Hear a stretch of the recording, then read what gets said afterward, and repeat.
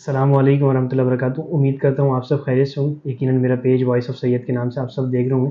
اس کو لائک کرنا، شیئر کرنا اور سبسکرائب کرنا ہرگز نہ بھولیں، اور لوگوں سے بھی کروایا کریں، اور کمنٹس میں مجھے بتایا بھی کریں کیسی لگ رہی ہیں ویڈیوز، اور کن ٹاپکس پر میں بناؤں ویڈیو، یہ بھی بتایا کریں.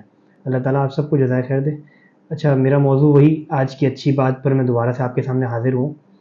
وہ بلندی کس کام کی جس پر انسان چڑھے اور انسانیت سے گر جائے. وہ بلندی کس کام کی جس پر انسان چڑھے اور انسانیت سے گر جائے.